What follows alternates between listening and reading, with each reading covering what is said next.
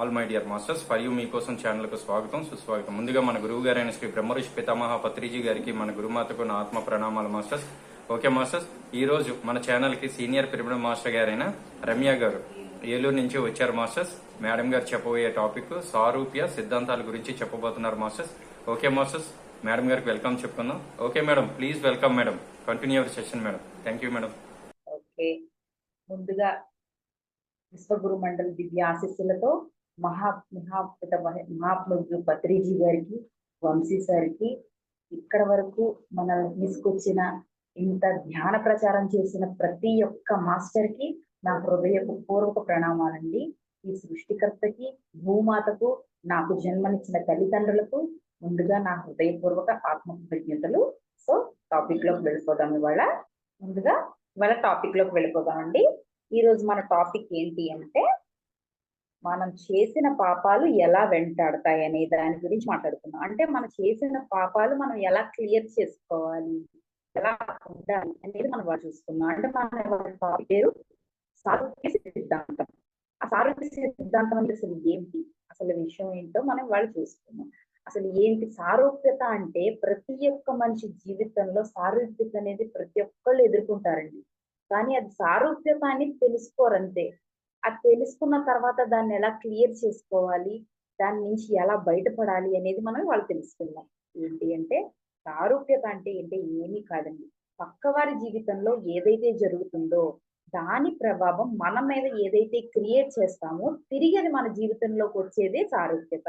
అంటే మనం తెలిసి తెలియక చేసిన తప్పులు గాని, ఒప్పులు గాని తిరిగి మన జీవితంలోకి రావడం అనేది సారూప్యత అంటారు. సారూప్యత సిద్ధాంతం అంటే అది. సో ఇప్పుడు ప్యారలల్ గా, ఇప్పుడు మనం ప్రేమను పంచితే ప్రేమే వస్తుంది, హింసని పంచితే హింసే వస్తుంది, బాధని పంచితే బాధే వస్తుంది. అలా అన్నమాట.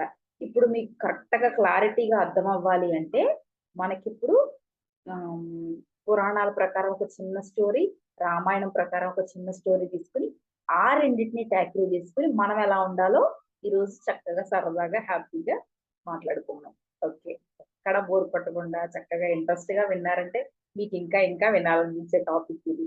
ప్రతి ఒక్కళ్ళు అబ్జర్వ్ చేయాల్సిన టాపిక్ అనమాట.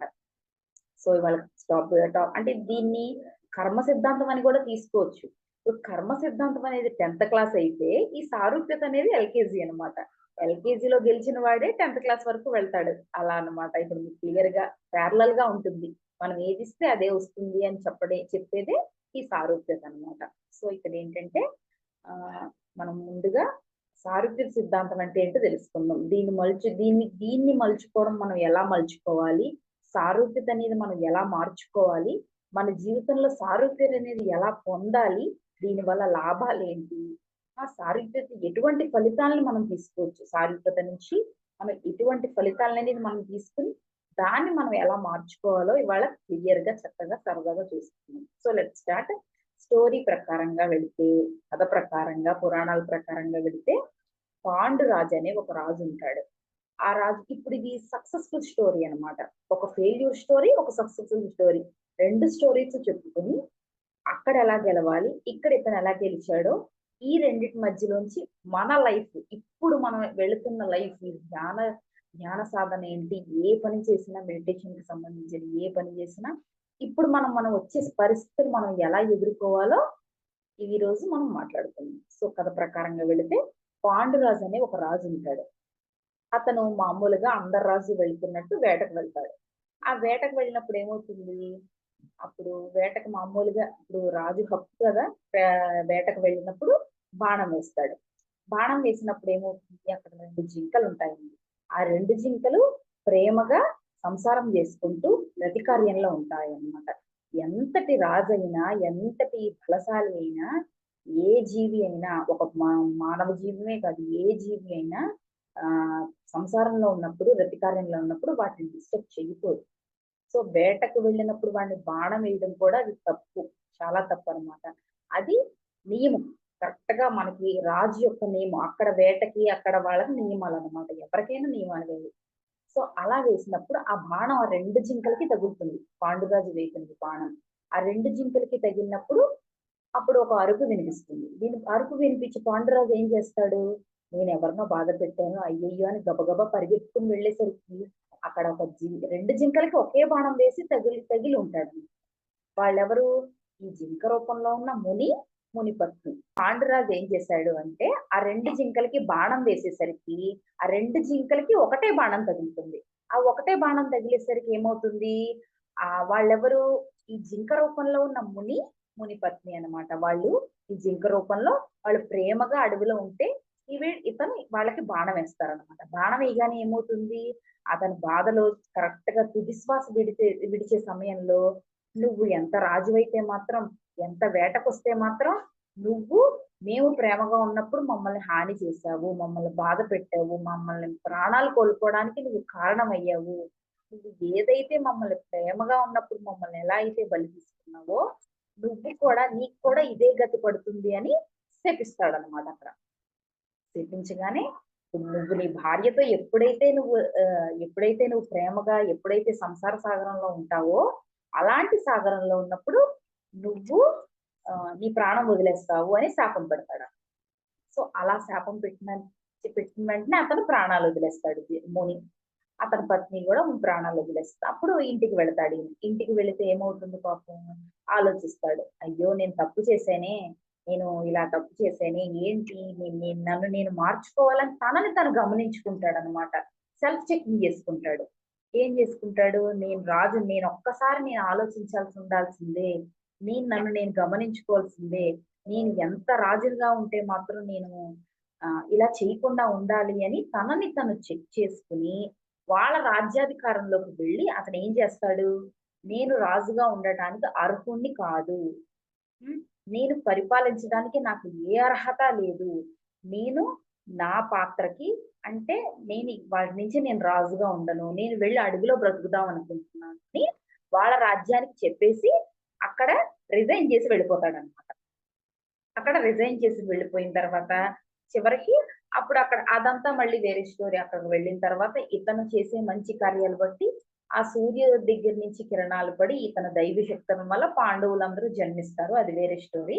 మనకు కావాల్సింది ఇక్కడ వరకే అనమాట. సో ఇక్కడ గమనించాల్సిన విషయం ఏంటి అంటే ఆయన తన జీవితం మార్చుకున్నాడు. నేను అక్కడ తప్పు చేశాను, నేను అక్కడ తనని తను గమనించుకుని తనని తను సెల్ఫ్ చెకింగ్ చేసుకుని తనని తాను చెక్ చేసుకుని నేను తప్పు చేశాను, నాకు శిక్ష నేనే వేసుకోవాలి అని చెప్పి తనని తను గమనించుకున్నాడు. తనని తను మార్చుకోవాలనుకున్నాడు. తను హాని చేసిన విషయం గుర్తు చేసుకుని ఏం చేశాడు? అడవిలో ఉద్యమం చేశాడు. అడవిలోకి వెళ్ళి అడవిలో బ్రతికి అడవిలో ఉద్యమం చేశాడు. ఏం చేశాడు? పాండురాజు తను ఏదేం చేశాడంటే సెల్ఫ్ చెకింగ్ చేసుకుని రియలైజ్ అయ్యి తనకు వచ్చిన అవకాశాలన్నీ మార్చుకున్నాడు అనమాట. ఎలా మార్చుకున్నాడు? తర్వాత తను అడవిలో ఏ జీవిని మనం ప్రాణాలు ఏ జీవిని ఏ మూగ జీవిని ఏ జీవిని కూడా మనం హాని చేయకూడదనే ఒప్పందం అక్కడ పెట్టి గొప్ప ఉద్యమం అనేది ప్రారంభించాడు అనమాట పాండురాజు. అది ఎవరికి తెలియని విషయాలు ఇవన్నీ. సో తనని తాను అవకాశాల కోసం ఉపయోగించుకున్నాడు అనమాట. ఉపయోగించుకుని ఏం చేశాడు? అప్పుడు పాండురాజు జీవితం అంతా సుసంపం, ఎంత అడవిలో బ్రతికినా ఆనందంగా బ్రతికాడు. సో అలాంటి ఆనందంగా ఉన్నప్పుడు తన మిస్టేక్స్ ఏంటో తను తెలుసుకుని మార్చుకున్నాడు. సో మార్చుకోవాలనుకున్నాడు. అదే సారూప్యత తను మార్చుకుని అనుభవించాడు. తను చేసిన తప్పు తను తెలుసుకుని అక్కడ తన మార్పు కోసం తన సారూప్యతను తను అనుభవించాడు అనమాట. ఇది సారూప్య సిద్ధాంతం. అదే కర్మ వేరనమాట. సో సారూప్య సిద్ధాంతం అనుసరించిన మనం మన జీవితంలో చేసినవి మనం మార్చుకోవాలి. అలా మార్చుకునే బాధ్యత కూడా మనకే ఉందన్నమాట. సో దానికోసం మనం ఏం చేయాలి? ధ్యాన సాధన చెయ్యాలి, ధ్యాన సేవ చెయ్యాలి. ధ్యానంలోనే మనం ఎప్పుడు ముందుకు వెళుతూ ఉండాలి. సాధ్యమైనంత సేవ గుణం ఉండాలి, ప్రేమ గుణం ఉండాలి, క్షమా గుణం ఉండాలి. ఎప్పటికెప్పుడు మనం సెల్ఫ్ చెకింగ్ చేసుకుంటూ ఉండాలి. ఈ రోజు నేనేం చేశాను, ఈ రోజు నేను ఎలా ఉన్నాను అనేది చెక్ చేసుకుని తన జీవితం మరి పాండురాజు జీవితమే మార్చేసుకున్నాడు. సో ఇది సక్సెస్ స్టోరీ అనమాట. సో ఇప్పుడు ఫెయిల్యూర్ స్టోరీకి వచ్చేద్దాం. ఫెయిల్యూర్ స్టోరీ అంటే రామదాస్ స్టోరీ తీసుకోవాలండి. రామదాస్ స్టోరీ అనేది ఫెయిల్యూర్ స్టోరీ. ఇప్పుడు రామదాసు చివరికి ఏం చేస్తాడు? జైలుకి వెళ్తాడు. ఏం చేస్తాడు? అక్కడ ఎన్నో ఆక్షేపాలు చేస్తాడు, ఎన్నో మాటలు అంటాడు ఆ శ్రీరాములు వారిని. ఎంతటి మహాభక్తుడు ఆయన అసలు. గుడి కట్టించి విగ్రహాలు చేయించి నగలు చేయించి అపర భక్తుడు రామదాస్ అనేవాడు. అంతటి భక్తుడు కూడా జైలు పాలయ్యేసరికి ఆ రాముల వారిని దూషించిన ఆయన దూషిస్తాడు. రాముడు ఏమైనా వస్తాడా ఈయన దూషిస్తే? రాడు కదా. నువ్వెంత దూషిస్తే ఏం మాత్రం రాముడు ఏమైనా వస్తాడా?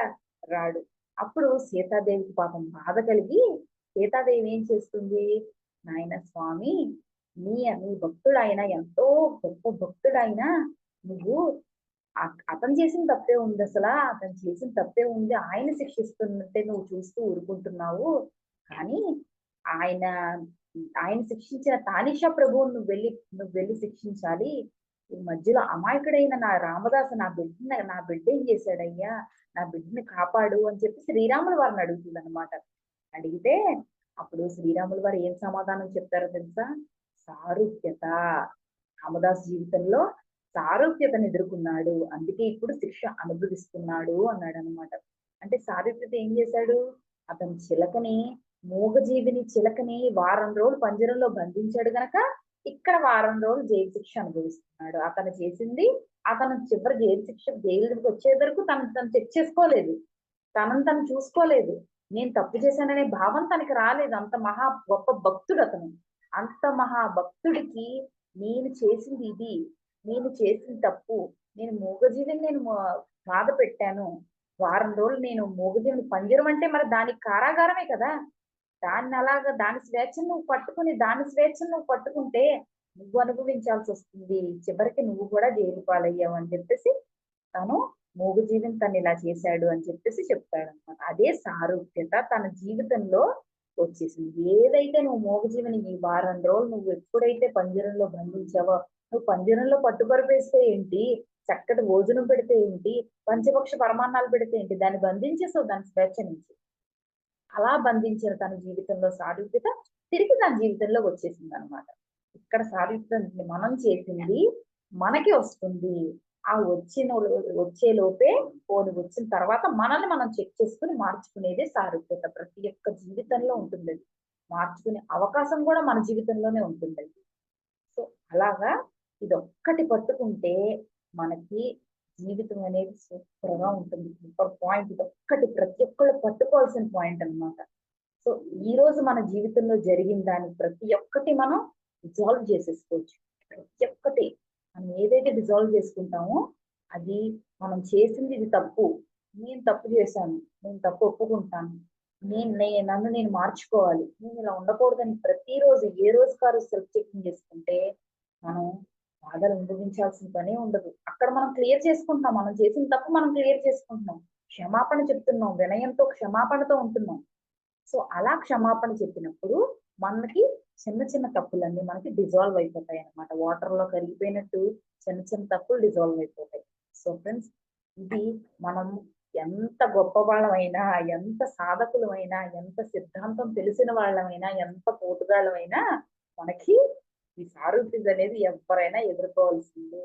ఖచ్చితంగా ఎదుర్కొని ఎవరైనా మార్చుకోవాల్సిందే. అసలు ఎవరి దాకో ఎందుకు, శ్రీకృష్ణ పరమాత్ముడికి తప్పలేదు, శ్రీకృష్ణ పరమాత్మకి ఏమీ తప్పలేదు. అది విశ్వనీయం అంతే. ఎవరైనా సరే మార్చుకోవాల్సిందే సారూప్యత అనేది. సో మనకి అన్నది ఏంటి, అవకాశం ఇస్తాడు భగవంతుడు ప్రతి విషయంలో. మనం ఒక్క క్వశ్చన్ ఇస్తే ఎన్ని చాయిస్ క్వశ్చన్స్ ఇచ్చినట్టు ఎగ్జామ్ పేపర్ లో మనం ఒక్క తప్పు చేస్తే ఎన్నో మార్చుకునే అవకాశాలు భగవంతుడు ఇస్తాడండి. అవకాశాలు మనం ప్రతి ఒక్కళ్ళం తీసుకోవాలి. సో మనం మార్చుకోవాలి, మనం అమలు చేయాలి. ప్రతి ఒక్కరూ సారూప్యత తెలుసుకోవాలి, అమలు చేయాలి. సో మనకి ఇంకా అది అలా మిదిరిపోయి ఇంకా తప్పులు చేసాం అనుకోండి, అది కర్మలోకి వెళ్ళిపోతుంది. ఎప్పుడైతే మనం సెల్ఫ్ చెకింగ్ చేసుకోకుండా, ఇప్పుడు రామదాస్ ఏం చేశాడు, వెంటనే చూసుకోలేదు, మనం తెలుసుకోలేకపోయాడు. అంత మహాభక్తుడైన తను అసలు తెలుసుకోలేకపోయడం వల్లే ఆ కర్మ తను అనుభవించాడు అన్నమాట. సో ఈ జన్మలో చేసింది సారూప్యత వస్తుంది. సో ఏది వదలదు, మనం చేసిన కర్మ వదలదు, మన సారూప్యత వదలదు. అంటే ఒక్క మాటలో చెప్పాలంటే మనల్ని ఏది వదల బొమ్మాలి వదలు అన్నట్టు, ఎక్కడికి వెళ్ళినా వదలదు అనమాట.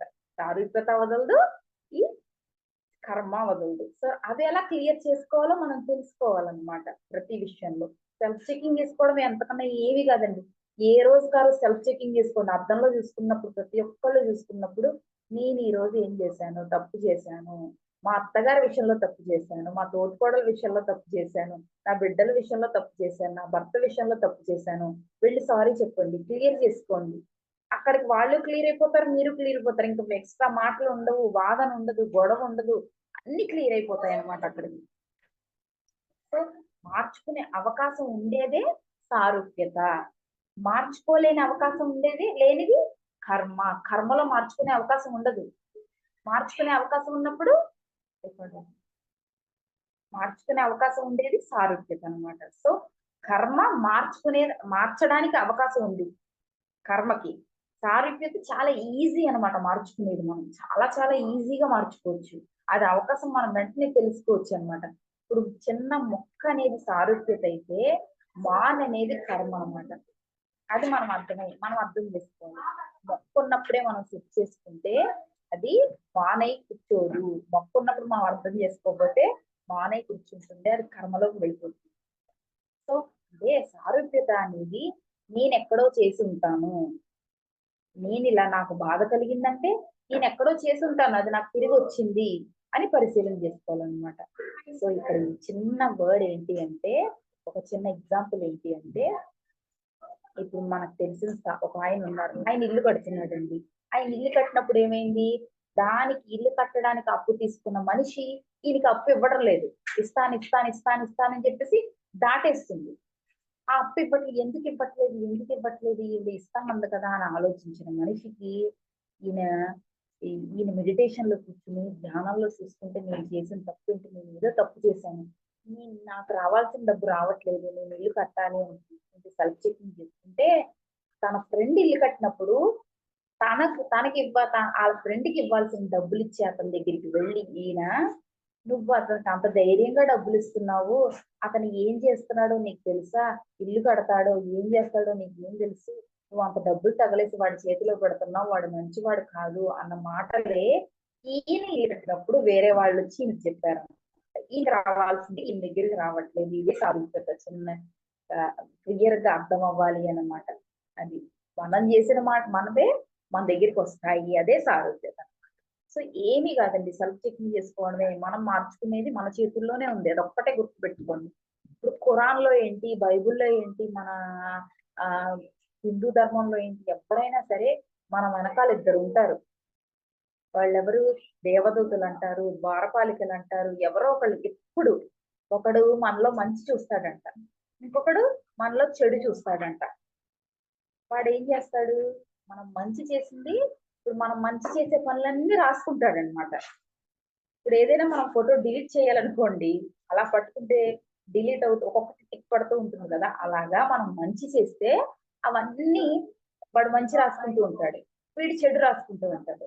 వీడు మంచి చేసిన వాడు ఏమవుతుంది, వీడు మంచి చేశాడు అన్నవి వెంటనే టిక్ టిక్ టిక్ అని పడిపోతాయి అన్నమాట. మనం ఏదైతే చెడు చేశామో అక్కడ భగవంతుడు మనకు అవకాశం ఇస్తాడండి.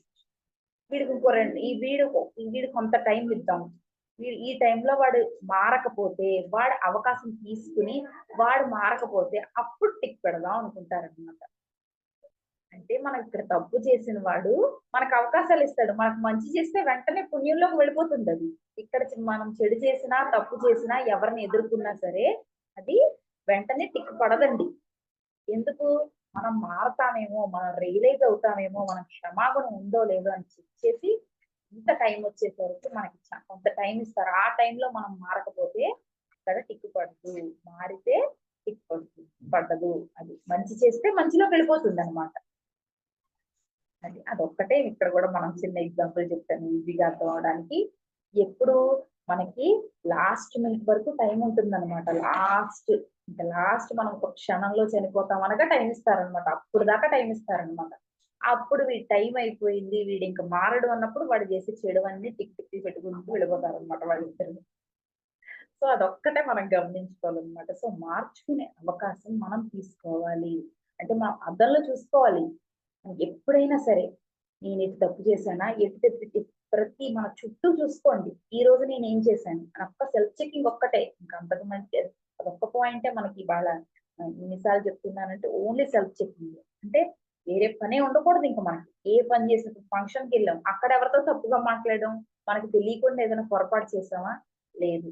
అందరూ హ్యాపీగానే ఉన్నారు అనుకుని ప్రతి విషయంలో, బిడ్డల విషయంలో, భర్త విషయంలో, అత్తగారి విషయంలో, ప్రతి విషయంలో సెల్ఫ్ చెకింగ్ ఒక్కటే అనమాట. సో మనం చేసింది మనం ఇంతకింత అనుభవిస్తామనే పాయింట్ మనం ఎప్పుడు గుర్తుంచుకోవాలి. మనం మంచి చేస్తే మంచి వస్తుంది, చెడు చేస్తే చెడే వస్తుంది అనేది మనం గుర్తు పెట్టుకోవాలన్నమాట. మన జీవితంలో ఇప్పుడు సారూప్య సిద్ధాంతంలో మన జీవితం సుసంపన్నం చేసుకోవాలి, మనం మారాలి, మనం మార్చుకునే అవకాశం తీసుకోవాలి అన్నప్పుడు మనం పాటించాల్సినవి 8 పాయింట్స్ ఉంటాయండి. అంటే ఇప్పుడు మారాలి, మార్చుకోవాలి, ఎలా మార్చుకోవాలి? నాకు తెలియట్లేదే అన్న వాళ్ళకి, అని తెలుసుకోలేని వాళ్ళకి, తెలియని వాళ్ళకి, మానవ జన్మ ఎత్తిన ప్రతి ఒక్కళ్ళకి సారూప్యత అనేది ఉంటుంది. ఆ సారూప్యతలో ఉన్నప్పుడు మనం మార్చుకోవాలి, మనం అవకాశం తీసుకోవాలి అన్న వాళ్ళకి కరెక్ట్ గా మనం పాటించాల్సిన పాయింట్ 8 పాయింట్స్ ఉంటాయండి. ఆ 8 పాయింట్స్ ఏంటి చూద్దాం. ఫస్ట్ పాయింట్, నీ జీవితంలో నిర్వహించిన కార్యకలాపాలు పరిశీలించుకోవాలి. చూడండి, అవకాశం ఉంటే చక్కగా పెన్ తీసుకొని రాసుకోండి అందరూ. చాలా మంచి మంచి పాయింట్స్ అన్నమాట. నీ జీవితంలో నిర్వహించిన కార్యకలాపాలు పరిశీలించుకోండి. అంటే దీన్ని ఏంటి, ఇక్కడ మనం ఏం పరిశీలించుకోవాలి? మనల్ని మనం పరిశీలించుకోవాలా? కాదు, మన బుద్ధిని పరిశీలించుకోవాలన్నమాట.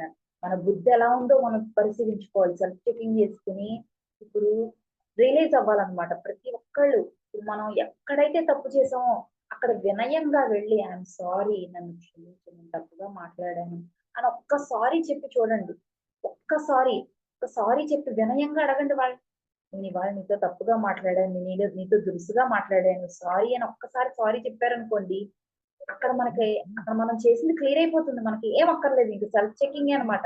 అన్ని మనలో ఉన్న మైనస్లు, మనలో ఉన్న దుడుకుతనం, మనలో ఉన్న భయం అన్ని ఓపెన్ అయిపోతాయి అక్కడ. సో ఓపెన్ అయిపోయి ఫ్రీ అయిపోతాం మనం అక్కడ. ఎదుటి మనిషి కూడా మనల్ని ప్రేమ స్వభావంతో చూస్తాడు. అది మనం ఉపయోగించుకోవాలి. ఇక్కడ అవకాశం తీసుకోవాలన్నమాట. మనల్ని మనం పరిశీలించుకోవాలి. అంతేగాని నా వల్ల 10 మంది బాగుపడుతున్నారు, నా వల్ల నేనెవరు చెడ్నోడు ఉండలేడు, ఆ, నేనెవరో నేను నేను ఇప్పుడు దాకా అందరికి మంచే చేశాను కానీ నేను చెడు చేయలేదు, ఆ, నా వల్ల నీ 10 మందికి ఉపయోగమే కానీ నష్టం లేదు అని నెత్తి మీద కళ్ళు ఉన్నాయనుకోండి, మనం ఏమీ సాధించలేం. సో వెతికి పట్టుకోవాలి మనం ఏం తప్పు చేసాం, సెల్ఫ్ చెకింగ్ చేసుకోండి, పరిశీలించుకోండి, రియలైజ్ అవ్వండి, వెళ్ళండి వాళ్ళ దగ్గరికి వెళ్ళి సారీ చెప్పండి. అవతల వ్యక్తి ఎవరైనా సరే, భగవంతుడి నుంచి మీకు పుట్టిన బిడ్డల వరకు కూడా ఎవరికైనా సరే మీరు సారీ చెప్పాలి, ఉపయోగించుకోవాలి. ఆ ఇచ్చిన అవకాశం ఆ సారీతోనే మొదలవుతుంది. ఎవరైతే ఉన్నామో అది సారూప్యతకి మనకి చాలా అవసరం అన్నమాట. సారూప్యత మార్చుకోవడానికి చాలా అవసరం అన్నమాట. సో సెల్ఫ్ చెకింగ్ చేసుకోవాలి. సో ఫస్ట్ పాయింట్ ఏంటి అంటే, మీ జీవితంలో నిర్వహించిన కార్యకలాపాలు పరిశీలించుకోండి అనే దానికి ఇదన్నమాట. సో సెకండ్ పాయింట్ వెళ్ళిపోదాం. సెకండ్ పాయింట్ ఏంటంటే, మీ వల్ల నష్టపోయిన వారిని అన్వేషించి సరిచూసుకోండి. అంతే. సెకండ్ పాయింట్ ఏంటి అంటే, మీ వల్ల నష్టపోయిన వారిని అన్వేషించి సరిచూసుకోండి. అంటే ఏంటి ఇక్కడ అంటే, నష్టపోయిన వాళ్ళు మనకి ఎప్పుడు కనబడరండి. మన కళ్ళకి కానీ, మన బుద్ధికి కానీ, మనకు కానీ ఎప్పుడు నష్టపోయిన వాళ్ళు కనబడరు. ఎలా కనబడతారు? ఎలా ఎలా కనబడేలా మనం చేసుకోవాలి అంటే, ఫస్ట్ చక్కగా ధ్యానంలో కూర్చోండి. ధ్యానంలో కూర్చుని చక్కగా పిలవండి. మార్చుకునే అవకాశం ఈ ధ్యానంలోనే ఉంటుంది, ఎక్కడా ఉండదు. ఏది మనం కోల్పోకూడదు అనమాట. సో మీకు ఏ సమస్య అయితే ఉందో, ఏ సమస్యతో మీరు బాధపడుతున్నారో, అది మీరు ఏ సమస్యతో అయితే మీరు బాధపడుతున్నారో అది చెప్పుకోండి. ఎవరు చెప్పుకుంటారు? ఆ చెప్పుకునే వాళ్ళని మనకి ఎన్నో పేర్లతో పిలవచ్చు. పూర్ణాకతో చెప్పుకోండి, మీకు ఇష్టమైన దైవంతో చెప్పుకోండి, మీకు ఇష్టమైన ఈ సృష్టికర్త అయిన మహాదేవుడితో చెప్పుకోండి. అన్ని కాదు, నేను ఎవరిని నమ్మను అనుకుంటే ఒక కోర్టు అనుకోండి, అది ఒక కోర్టులో చెప్పుకోండి, కోర్టులో బోన్లో నుంచుకుని చెప్పుకున్నట్టు ఫీల్ అవ్వండి. సో నేను అనుభవిస్తున్నాను అంటే నేను ఎక్కడో చేసే ఉంటాను, నేను మార్చుకోవాలనుకుంటున్నాను, నన్ను నేను మార్చుకోవాలనుకుంటున్నాను, నాకు అవకాశం ఇవ్వండి అని మనస్ఫూర్తిగా వినయంగా మీ మెడిటేషన్ లో మీ మనస్ఫూర్తిగా మీరు చెప్పుకోండి. అంతే. అలా అడగడమేనండి ఈ సెకండ్ పాయింట్కి. ఇంకేమీ వద్దు. ఇంక వెనక్కి కూడా మీరు తిరిగి చూడక్కర్లేదు. ఇప్పుడు చేసిన వాళ్ళకి నేను తప్పు చేశాను. నేను ఎలా తప్పు చేశానో నాకు తెలియట్లేదు. నేను మార్చుకోవాలనుకుంటున్నాను. నేను తప్పు చేశాను అంటే, నేనిప్పుడు బాధపడుతున్నాను అంటే, ఆ బాధ ఖచ్చితంగా నేను చేసే ఉంటాను. అది నేను మార్చుకోవడానికి నాకు అవకాశం ఇవ్వండి. అవకాశం లేదా? మీ ధ్యానంలో మీ సీనియర్స్‌ని అడగండి. నేనిలా తప్పు చేశాను. నన్ను నేను మార్చుకోవాలనుకుంటున్నాను. జూనియర్స్, సీనియర్స్‌కి ఇక్కడే లింక్ అండి. గురువుకి, శిష్యుడికి ఉన్న సంబంధం అంతా ఇంతా కాదు. గొప్ప సంబంధం అది. సీనియర్స్ వెళ్లి జూనియర్స్‌ని అడగండి. సారీ. జూనియర్స్ వెళ్లి సీనియర్స్‌ని అడగండి. తెలుసుకోండి. నేర్చుకుంటూ ఉండండి. విద్య నేర్పిస్తూ ఉండండి. నేర్చుకుంటూ ఉండండి. సో, అది మనం ఇక్కడ చేయాల్సిన పని. అదే అడగాలండి. ఎందుకు అడగాలి అంటే, మనం చేసిన తప్పుల్ని, మనం చేసే సారూప్యతని సెట్ చేసుకోవడానికి ఇలా ధ్యానంలో కూర్చొని అడగాలనమాట. సో, ఇది సెకండ్ పాయింట్. థర్డ్ పాయింట్‌లోకి వెళ్ళిపోదాం. థర్డ్ పాయింట్ ఏంటి అంటే, సేవ చేసే మార్గాన్ని కోల్పోకండి. థర్డ్ పాయింట్ ఏంటి అంటే 2 టైమ్స్ చెప్తాను. సేవ చేసే మార్గాన్ని కోల్పోకండి. సేవ అనేది సారూప్యత సెట్ చేసుకోవడానికే. ఫుల్‌ఫిల్ అయిపోతాం మొత్తం. అందుకే ఎక్కడ అవకాశం కల్పిస్తుందో అక్కడ సేవ చేయండి. మీకు కలిగిందే చేయండి. మీరు 2 ముద్దలు పెట్టుకుంటే ఒక ముద్ద పక్కవాడికి పెట్టండి. మీ చెయ్యి నిండుగా ఉంటే కాస్త పట్టుకోమని పక్కవాడికి ఇవ్వండి. సో, ఎక్కడ ఏది వదులుకోకూడదు మనం. క్లాసులు చెప్పాలా? ఎవరెవరికి జ్ఞానం తెలీదా? జ్ఞానం పంచండి. జ్ఞానం తెలీదా? జ్ఞానం పంచండి. క్లాసులు ఎక్కడ అవకాశం ఉంటే అక్కడ తీసుకోండి. ఒక్క క్లాస్ వల్ల మీరు ఎంతో మంది మార్పు కోరుకుంటారు. క్లాసుల అవకాశం తీసుకోండి. సేవ చెయ్యండి. సేవ అనేది ఎటు నుంచైనా మనం తీసుకోవచ్చు. సేవ అనేది మనం మూగజీవాలకి పెట్టొచ్చు. సేవ చెయ్యొచ్చు. క్షమాగుణం ఉండొచ్చు. ఎంతో మంది సేవ గుణంతోనే ఉన్నారు. ఇప్పుడు నేను క్లాస్ చెప్తున్నానంటే, ఇప్పుడు నేను సేవ చేస్తున్నాను. ఇప్పుడు మన జ్ఞానదానికి, మన పిఎంసి ఛానల్‌కి, మన పత్రిజీ సార్‌కి ఆయన్ని గౌరవిస్తున్న నేను ఈ క్లాస్ చెప్పడం ద్వారా నేను సేవ చేస్తున్నాను. సో, నా కోసం నేను క్లాస్ చెప్పి, నా కోసం నేను మీకోసం చెప్తూ, నేను సేవ చేస్తున్నాను. మీరేం చేయాలి? మీకోసం మీరు వింటూ మీరు సేవ చేస్తున్నారు. ఇది కూడా సేవలోకొస్తదండి. మీరు వినడం కోసం సేవ చేస్తున్నారు. నేను చెప్పడం కోసం సేవ చేస్తున్నాను. ప్రతీదీ సేవే. సో, ఈ సారూప్యత ఎవరి సారూప్యత వాళ్ళదే. సో, సారూప్యత అనేది గమనించుకోండి. సేవ చేసే మార్గాన్ని మీరెప్పుడు కోల్పోకండి. ఎక్కడ అవకాశం ఉంటే అక్కడ సేవ చేసుకోవడానికి వెళ్ళిపోండి. ఆ సేవ చేసినప్పుడు సేవా గుణం ఉంటుంది. ప్రేమ గుణం ఉంటుంది. కరుణ గుణం ఉంటుంది. ప్రతీది మనకు అక్కడే పుడతాయండి. ప్రతీది ఎంతో మనసులో ఓపెన్ అయిపోతాయి. ఏ మూల చెడు మార్గాలున్నా మనకక్కడ ఓపెన్ అయిపోతాయన్నమాట. ఓపెన్ అయిపోయి అక్కడ మనకి మారటానికి అవకాశం ఉంటుంది. మనం చేసే తప్పులన్నీ క్లియర్ చేసుకోవడానికి ఇదొక పాయింట్ అన్నమాట. సేవ చేసే మార్గాన్ని మనం ఎప్పుడు కోల్పోకూడదు. ఇదొక పాయింట్. ఫోర్త్ పాయింట్ ఏంటి అంటే, అవతల వ్యక్తులతో భావ సారూప్యాన్ని ప్రయత్నం చేయండి. అవతల వ్యక్తులతో భావ సారూప్యతకి ప్రయత్నం చేయండి. అంటే ఇప్పుడు భౌతికంగా సారూప్యాల పేరేంటంటే భావ సారూప్యత. భావ సారూప్యం అంటే భావాలు తెలుసుకోవాలి మనం. ఎవరి భావాలు తెలుసుకోవాలి? అందరితో మనం భావాలు కలుపుకోలుగా ఉండాలన్నమాట. కాబట్టి అవతల వ్యక్తులతో భావాలు వినండి. ఇప్పుడు ఇంట్లో ఇప్పుడు 10 మందున్నాం. ఒక్క మనిషి కూడా తేడాగా ఉన్నాడు అంటే, వాడికి ఎదుటి మనిషి భావాలు వాడికి అర్థం చేసుకోవట్లేదు వాడు. వాడు కలవలేకపోతున్నాడు మనుషుల్లో. అక్కడే వాడికి గొడవలవుతాయి, వాదనలవుతాయి, వాళ్ళకి డిస్టర్బెన్సెస్ ఒస్తాయి. వాళ్ళ లైఫ్‌ని టాకిల్ చేయలేరు. ఇంట్లో మనుషులతో కూడా కలిసి ఉండలేరనమాట. సో, వాడి భావాలు మిగతా వాళ్ళు అర్థం చేసుకున్నా, మిగతా వాడు వీడి భావాలు అర్థం చేసుకున్నా, వాళ్ళలో కలిసిపోతారనమాట. కలయిక, కలిసిపోవాలి, నవ్వుతూ ఉండాలి. చక్కగా ఎప్పుడు సరదాగా చక్కగా అందరితో కలిసిపోయి ప్రయత్నం చేస్తూ ఉండాలి మనం. ఎదుటి మనిషి భావాలు మనం తెలుసుకోవాలి అంటే, వాడు మాట్లాడేది వినండి. వాడు ఏం చెప్తున్నాడు? వాడి బాధేంటి? వినండి. విని మీరు చేయగలిగినంత సేవ చేయండి. మీరు చేయగలిగినంత సాయం చేయండి. మీరు చెప్పాల్సిన సలహాలు చెప్పండి. అవకాశం తీసుకోండి. సో, వాడికివ్వండి అవకాశాలు. వాడేం చెప్తున్నాడు? వాడి బాధేంటని వాడికి అవకాశాలు ఇవ్వడమే అన్నమాట ఇక్కడ మనం చేసేదంటే, అప్పుడు భావ సారూప్యత మనకు కలిగిస్తుంది. భావాలు కలుపుకోవడానికి ప్రయత్నిస్తూనే ఉండాలి మనం ఎప్పుడు. ఎదుటి మనిషి భావాలు మనం తెలుసుకోవాలి. మన భావాలు ఎదుటి మనిషికి తెలియజెప్పాలి. ఎదుటి మనిషిని బట్టి. వాడు వినడు అంటే ఎప్పటికైనా వింటాడు. ఇవాళ విండు, రేపు విండు, ఎల్లుండి విండు, వింటాడు కదా ఎప్పటికైనా. అలాగా అలా వింటూ ఓపిగ్గా ఎదుటి మనిషి చెప్పేది వినటం వినటం వినటం వినటం ఒక్కటే ఇందులో చేసేది. సో 4th పాయింట్ ఇదండి. 5th పాయింట్ లో వెళ్ళిపోదాం. అవతల వ్యక్తి ఎలా ఉండాలో మీరు భావిస్తారో ఆ ద్వారా అవలంబించుకోండి. ఇది 5th పాయింట్. అవతల వ్యక్తి ఎలా ఉండాలో మీరు భావిస్తారో ఆ ద్వారానే అవలంబించండి. అంటే ఏంటి అంటే ఇక్కడ ఇప్పుడు ఎగ్జాంపుల్స్ తో వెళదాం చక్కగా సరదాగా. ఒక అబ్బాయి ఉన్నాడండి. వాడికి సంబంధాలు చూస్తున్నాం అనుకోండి. వాడికి ఎలాంటి అమ్మాయి కావాలరా అని అడుగుతాం. ఏం చెప్తాడు వాడు?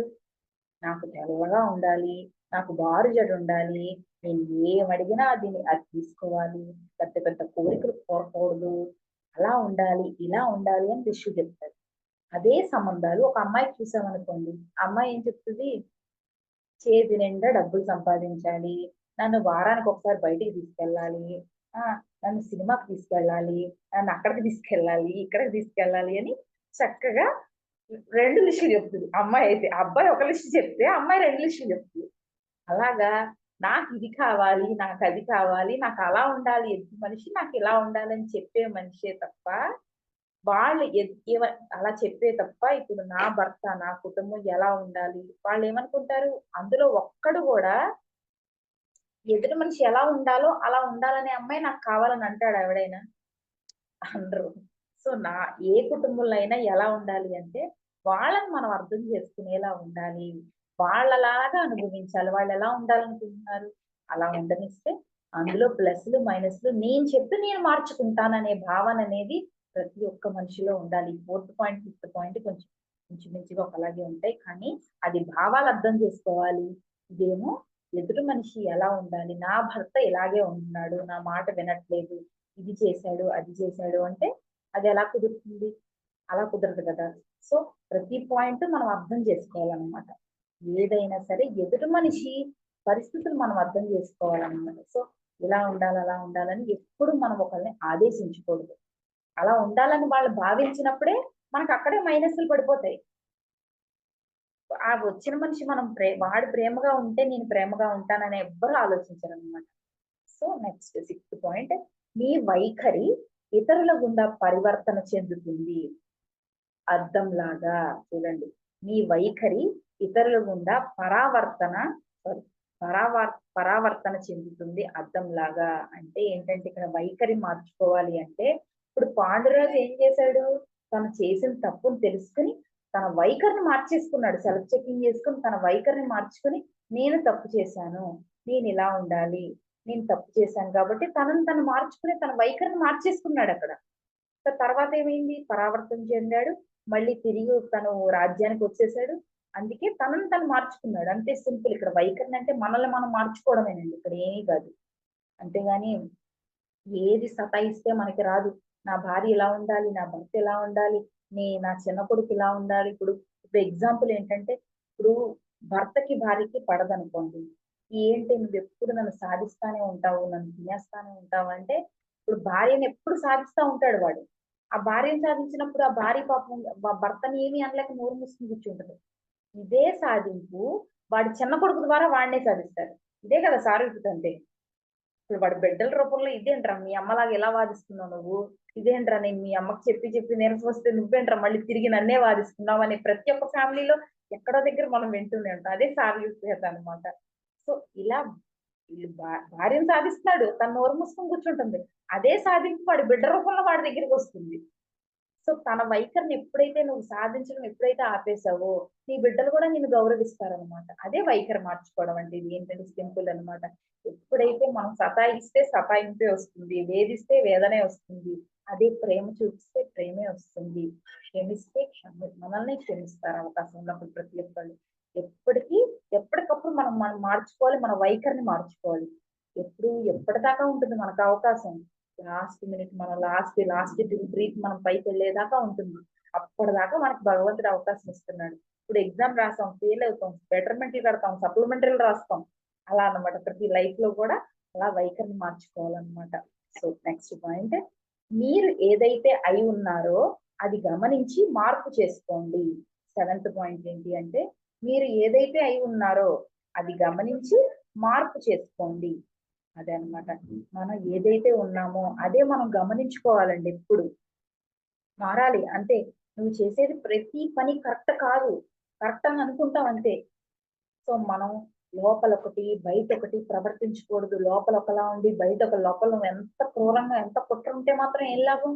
పైకి నువ్వు ఎంతో వినయంగా, ఎంతో ప్రేమ నటన చూపిస్తే అది నిజమైపోతుందా? నీ ఆత్మని నువ్వు శోభిస్తున్నట్టే కదా! సో జీవితాంతం నటించాల్సొస్తుంది అప్పుడు.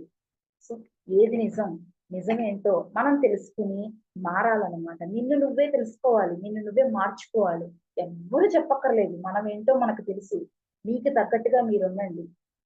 సజ్జన సాంగత్యం చేయండి, ధ్యానం చేయండి అన్నీ వచ్చేస్తాయి ఆటోమేటిక్ గా అనమాట. సో మనం మారడమే కదా మన జీవితం. అదే కదా ఆధారం. జన్మ తీసుకుని వచ్చాం. 84 లక్షల జన్మల తర్వాత మనం మానవ జన్మ అనేది వస్తుంది మనకి. ఇన్ని జన్మలు తీసుకుని వచ్చి మనకి ఏంటి ఆధారం? మనల్ని మనం మార్చుకోవాలి. మనల్ని మనం సరి చేసుకుంటూ ఉండాలి ఇప్పుడు. ఇప్పుడు సీతాదేవి ఉంది. సీతాదేవి ఏం చేసింది? లక్ష్మణుల వారు ఎంతో మాట ఉంది. ఆ లక్ష్మణుల వారు ఎంతో బాధపడతారు. అది అడవులకి వెళ్ళినప్పుడు ఆ జింక కోసం రాముల వారు వెళ్ళిపోయినప్పుడు, నీకు నా మీద ఆశ ఉందయ్యా, అందుకే నేను మీ అన్నయ్య గారిని తీసుకురావడానికి వెళ్ళట్లేదని ఎంతో తప్పు మాట అంటుంది. దానికి రాముల వారి లక్ష్మణుడి వారి గుండె పగిలిపోతుంది. నా తల్లి లాంటి సీతాదేవి ఏంటి నన్ను ఇంత మాట ఉందని చాలా బాధపడతాడండి. అలా బాధపడిన తర్వాత ఏమవుతుంది? మొత్తం అంతా అసలు చివరికి తను లంకకు వెళ్ళిపోవడం, ఆ రావణాసురుడు వచ్చి తీసుకెళ్ళిపోవడం, అక్కడ తను అనుభవించడం, అప్పుడు తను ఎప్పుడైతే తను లంకలో కూర్చుందో తను ఆలోచిస్తుంది. నేను ఇంత బాధకు కారణం నాకేంటి? నేను ఎంత బాధపడుతున్నాను? ఎందుకయ్యా నేను ఏ తప్పు చేశానని తను ఆలోచిస్తే తనకి అప్పుడు అర్థమవుతుంది. నా బిడ్డలాంటి లక్ష్మణుడిని నేను ఎంత మాట అన్నాను. ఆ రోజు నేను మాట అనకుండా ఉంటే ఈ రోజు రామాయణం ఇలా ఉండేదా చెప్పండి? సో ఆ రోజు నేను అలా అన్నాను. నేను తప్పుగా మాట్లాడాను. కాబట్టి ఈ రోజు నేను ఇలా అనుభవిస్తున్నాను. సో ఇది అప్పుడు తను భర్త వదిలేసిన తర్వాత చంటి బిడ్డలతో ఉన్నప్పుడు ఆలోచించిందనమాట. చంటి బిడ్డలు లవకుశులు ఇద్దరు చంటి బిడ్డలతో ఉన్నప్పుడు ఏంటి నేను నా బిడ్డలు నేను ఇంత అడవిలో పాలయ్యాను. ఎంత రాజ్యాన్ని వదిలేసి ఇక్కడ ఉండాల్సిన కారణం ఏంటి అని తన ధ్యానంలో కూర్చొని చూసుకుందనమాట. నువ్వు నీ మాట ద్వారా నీ కంఠంలోంచి వచ్చిన మాట ద్వారా నువ్వు తప్పు చేశావు. కాబట్టి ఈ రోజు నువ్వు అనుభవిస్తున్నావు. నిన్ను నువ్వు మార్చుకో అనే సందేశం తనకు వస్తుందంట. అలా వచ్చినప్పుడు తను నిగ్రహం తెచ్చుకొని నేను తప్పు చేశాను అని చెప్పి తనను తను తెలుసుకొని లవకుశునిద్దరిని చక్కగా తీర్చిదిద్దుతుంది అనమాట వాల్మీకి మహర్షి ఆశ్రమంలో. అంటే అక్కడే తను ఏడ్చుకుంటూ కూర్చుందనుకోండి, నేను తప్పు చేశానని. తను ఏది సాధించలేదు కదా! అదే తను తప్పు చేశాను. నేను తప్పు చేశాను. దానికి మనస్ఫూర్తిగా క్షమాపణ కోరుకుంటున్నాను. క్షమాపణ కోరుకున్న తర్వాత బిడ్డల్ని తీర్చిదిద్దుకోవడానికి తనను తను నిలబెట్టుకుంది. భర్త లేకపోయినా అంత అడవిలో తనను తను మార్చుకుంది. తన బిడ్డల్ని తనను తను మార్చుకుంది అనమాట. తనను తను మార్చుకుని తన స్వభావం నేను ఇలా ఉండకూడదు, మంచిగా ఉండాలి. ఆ రోజు మాటని నేను తప్పు చేశాను అని మార్చుకుని తన బిడ్డల్ని ఎంతో గొప్పగా తీర్చిదిద్ది మళ్ళీ తండ్రి దగ్గరికే పంపించింది అనమాట మంచి మనసుతో. సో అవకాశం తను తీసుకుంది అన్నమాట. లాస్ట్ పాయింట్, 8th పాయింట్, మూడో వ్యక్తి కోణంలో మీరు జీవితాల్ని పరిశీలించుకోండి. మూడో వ్యక్తి కోణంలో మీరు జీవితాల్ని పరిశీలించుకోండి అంటే ఏంటి అంటే, థర్డ్ కోణం ఏంటంటే ఇక్కడ ఇద్దరు ఉంటారు. సమస్య పెట్టేవారు, సమస్యని అనుభవించేవారు ఇద్దరు ఉంటారన్నమాట. సమస్య అనుభవించేవాడు కోణంలో చూస్తే సమస్య పెట్టేవాడు ఏమవుతాడు? విలన్ అవుతాడు కదా! ఇప్పుడు సమస్య బాధపడేవాడి విషయంలో చూస్తే సమస్య పెట్టేవాడు ఎలా ఉంటాడు? వాడు విలన్ గా కనిపిస్తాడు. సో సమస్య పెట్టిన వాడి కోణంలో చూస్తే అది కరెక్ట్ అనుకుంటాడు. నేను చేసింది న్యాయమే, వాడే నన్ను తప్పు పడుతున్నాడని వాడు కరెక్ట్ అనుకుంటాడు. కానీ ఈ రెండు పక్కల ట్రయాంగిల్ షేప్ అన్నమాట. ఒక పక్కన తప్పు చేసిన వాడు ఉంటాడు, ఒక పక్కన తప్పు చేయని వాడు ఉంటాడు. వీళ్ళిద్దరికి న్యాయం చెప్పాల్సింది నువ్వే. ఏది న్యాయమో నువ్వే చూసుకోవాలి. వీడు తప్పు చేశాడు కాబట్టి ఏది న్యాయమో ఆ మూడో వ్యక్తి కోణంగా మీరు ఆలోచించాలన్నమాట. సో మన జీవితంలో అంటే జడ్జిమెంట్ అన్నమాట ఇక్కడ. అంటే ఏం కాదు, మిమ్మల్ని మీరే జడ్జ్ చేసుకోండి. ఇప్పుడు ఇద్దరు ఉన్నారు, ఒకడు తప్పు చేశాడు, ఒకడు తప్పు చేయలేదు. వీడి విషయంలో ఏంటి తప్పు? వీడు తప్పు చేశాడు, ఆ తప్పు నేను చేయకూడదు అని మీరు చెక్ చేసుకోవాలి. వాడు తప్పు చేశాడు కాబట్టి వాడు అనుభవిస్తున్నాడు, వాడు అనుభవించాల్సింది నేను అనుభవించకూడదు అని మూడో వ్యక్తి కోణంలో మీ అంతరాత్మకు మీరే జడ్జిమెంట్ చేసుకోవడమే, అంతకుమించి ఏమీ కాదు. మీ జడ్జిమెంట్ మీ మూడో కోణం అన్నమాట ఇక్కడ. సో మన జీవితంలో జరిగే ప్రతిదానికి మనకి ఏది మనకి బాడీలోంచి కాకుండా భౌతికంగా శారీరకం ప్రతిదీ మనం సెలెక్ట్ చెకింగ్ చేసుకోవాలి. అవతల వ్యక్తి కోణంలో కాకుండా ఈ మనో కోణంలో మనం ఎప్పుడు చూసుకుంటూ ఉండాలన్నమాట. సో మన జీవిత కోణంలో చూస్తే అది రైట్ అన్నమాట. పక్కవాడి జీవితం కోణం చూస్తే అది రాంగ్. కానీ ఏది రాంగ్ ఏది రైట్ అని మూడో వ్యక్తి కోణంలో చూడాల్సిన బాధ్యత మీది. ఓన్లీ ట్రయాంగిల్ ఇదొక్కటే గుర్తుపెట్టుకోండి అంతే. ఓకే.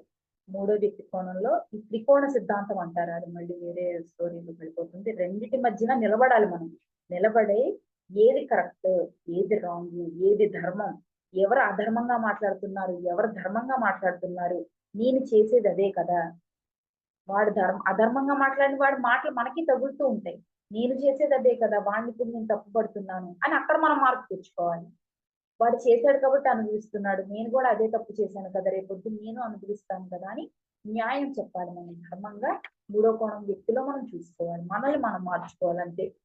పట్టుకోవడమే అన్నమాట. అవకాశం వచ్చేది ఏంటి అంటే మనం మార్చుకోవడమే. సో ఇప్పుడు ఎలాగా ఇప్పుడు పట్టుబట్టి మనం కావాలని ఇప్పుడు మన సందులోకి వచ్చిన దొంగను మనమే పట్టుకెళ్ళి పోలీసులకు అప్పచెప్పినట్టు. ఇప్పుడు మూడో కోణం వ్యక్తి అంటే వీడు తప్పు చేశాడండి, వీడు కరెక్ట్ కాదండి, వీడిని తీసుకెళ్ళిపోండి అని పోలీసులకు అప్పచెప్పినట్టు అన్నమాట. సో ఇక్కడ మనం గుర్తుపెట్టుకోవాలి ఏంటి అంటే మూడో వ్యక్తి కోణంలో ఏంటి అంటే మీ జీవితంలో జడ్జ్ చేసే మూడో వ్యక్తి ఎవరో కాదు, మన జీవితంలో జడ్జ్ చేసే మూడో వ్యక్తి మనమే. అదొక్కటే గుర్తుపెట్టుకుంటే నేను శరీరం కాదు, నేను మనస్సుని కాదు, నేను మూడో వ్యక్తిలో ఉన్న ఆత్మ పదార్థాన్ని అని అనుకోవడం. మీరు అదొక్కటే గుర్తుపెట్టుకోండి. సో ఇవ్వండి 8 పాయింట్స్ మీరు తీసుకుంటే ఈ సారూప్యత నుంచి మనం బయటపడే అవకాశాన్ని మనమే తీసుకుంటాం. మరొక్కసారి 8 చెప్తున్నాం. సో మీ ఫస్ట్ 8 పాయింట్స్ మీ జీవితంలో నిర్వహించిన కార్యకలాపాలు పరిశీలించుకోండి. మీ వల్ల నష్టపోయిన వారిని అన్వేషించి సరిచూసుకోండి. సేవ చేసే మార్గాన్ని కోల్పోకండి. అవతల వ్యక్తులతో భావస్వరూపానికి ప్రయత్నం చేయండి. అవతల వ్యక్తి ఎలా ఉండాలో మీరు భావిస్తారో ఆ ద్వారానే అనుభవించండి. మీ వైఖరి ఇతరుల గుండా పరావర్తన చెందుతుంది అద్దంలాగా. మీరు ఏదైతే అయి ఉన్నారో అది గమనించి మార్పు తెచ్చుకోండి. మూడో వ్యక్తి కోణంలో మీరు జీవితాన్ని మీరు పరిశీలించుకోండి. ఇవ్వండి 8 పాయింట్స్. 8 పాయింట్స్ మీరు గమనించుకుని మీరు పాటిస్తే మీ సారూప్యత జీవితంలో మీరు మార్చుకుని మీ లైఫ్ ని మీరు మార్చుకుని మీరు చేసే తప్పులన్నీ మీరు డిజాల్వ్ చేసుకోవచ్చు. అదొక్కటే అండి. సో మన జీవితం సుసంపన్నం అయిపోతుంది అనమాట. ఇది సారూప్య సిద్ధాంతం. సో ఇందులో విజయం సాధించాలి అంటే మన జీవితంలో టైం సెట్ చేసుకోవాలి. అంటే ఒక్కటే మనల్ని మనం జడ్జ్ చేసుకోవాలి. మనం కరెక్టా కాదా, మనం రైట్ చేస్తున్నామా, తప్పు చేస్తున్నామా, రాంగ్ చేస్తున్నామా, రైట్ చేస్తున్నామా, రాంగ్ చేస్తున్నామా, ధర్మంగా ఉన్నామా, అధర్మంగా ఉన్నానా అని ఇక్కడ మనల్ని మనం సమర్థించుకోవాలి. మనం తప్పు ఒప్పుకోవాలి. ఒప్పుకున్న తర్వాత క్షమాగుణంలోకి మారాలి. సో అది అక్కడెక్కడైతే మనం తప్పు చేసామని ఒప్పుకోలేదో, క్షమాగుణంలో మనం ఎప్పుడైతే మారలేదో అది కర్మగా మారిపోతుంది. చివరికి మనం ఎన్ని జన్మలు ఇచ్చినా నెక్స్ట్ జన్మలో కూడా మనం అనుభవించాల్సి వస్తుంది అనమాట. సో ఇలా యూనివర్స్ లోకి వెళుతుంది అనమాట ప్రతి ఒక్క తప్పులు.